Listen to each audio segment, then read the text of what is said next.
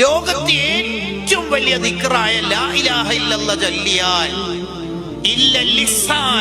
ഏറ്റവും വലിയ പ്രതിഫലമായ സ്വർഗം കിട്ടും. അതുകൊണ്ട് ആ മരിച്ചവർക്ക് 70,000 തഹ്ലീൽ എല്ലണം. ഏറ്റവും വലിയ ദിക്ർ ലാ ഇലാഹ ഇല്ലല്ലാഹ്.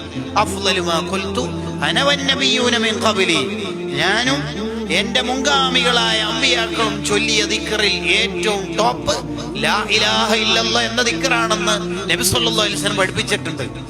അപ്പൊ ഹൽ ജസാഉൽ ഇഹ്സാൻ, ലാ ഇലാഹ ഇല്ലല്ലാഹ് എന്ന ദിക്റിന് ഞാൻ ഇല്ലൽ ഇഹ്സാൻ, സ്വർഗ്ഗം അല്ലാണ്ട് വേറെന്താ കൊടുക്കേണ്ടതെന്ന് അല്ലാഹു ചോദിക്കണത്.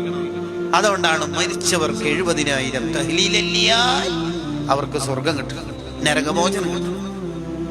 മരണപ്പെട്ടവര് രക്ഷപ്പെടാനുള്ള 3 വഴികളിൽ ഒന്നതാണ് അവരുടെ പേരിൽ 70,000 തഹ്ലീൽ. രണ്ടാമത്തത് 100,000 തവണ സൂറത്തുൽ ഇഖ്ലാസ് പാരായണം ചെയ്യുന്നു. മൂന്നാമത്തത് സിമ്പിളാണ്, സുബ്ഹാനല്ലാഹിൽ അദീമി വബിഹംദിഹി എന്ന ദിക്ർ 1000 തവണ ചൊല്ലിയിട്ട് അവർക്ക് ഹദീ